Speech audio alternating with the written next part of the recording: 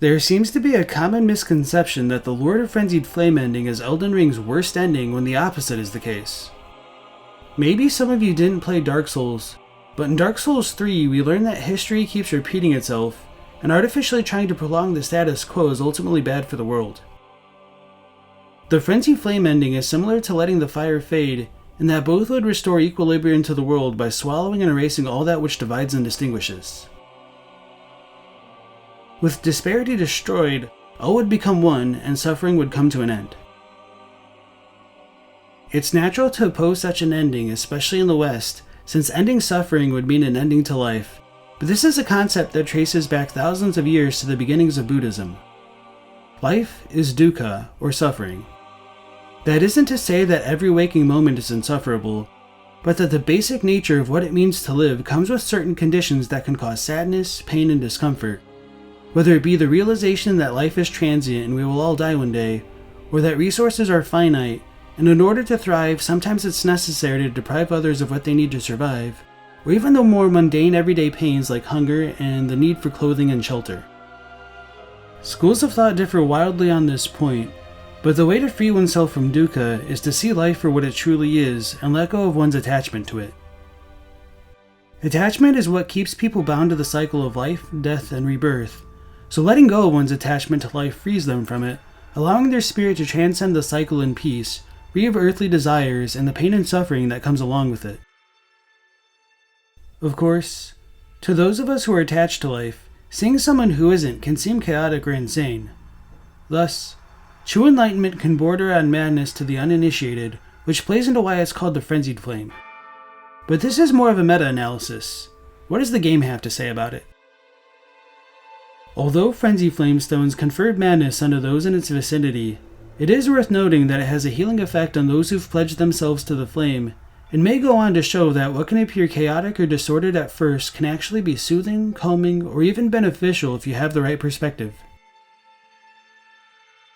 It should also be telling that of all the tarnished who tried to ascend the throne of Elden Lord, that Vike, who is closest, decided to abandon everything and turn to the Frenzied Flame.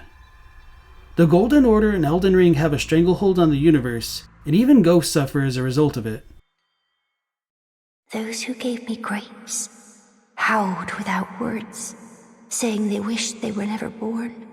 Become their lord, take their torment, despair, their affliction, every sin, every curse, and melt it all away. As the Lord of Chaos. No more fractures. No more birth.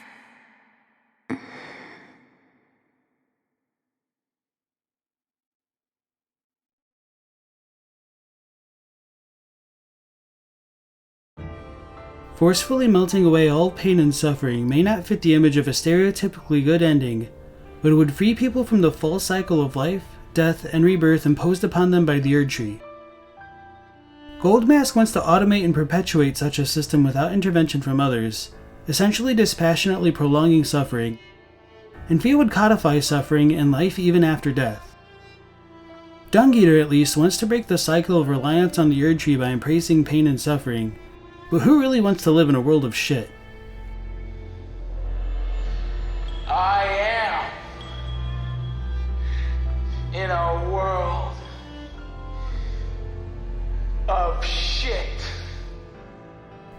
As for Ranni's ending, do you really think having the certainties of sight, emotion, faith, and touch all become impossibilities is meant to be the good ending?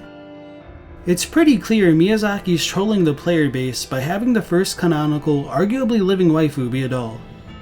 Hey gamers, I heard you liked waifus, so I got you a doll to play with, but even she doesn't want you to touch her.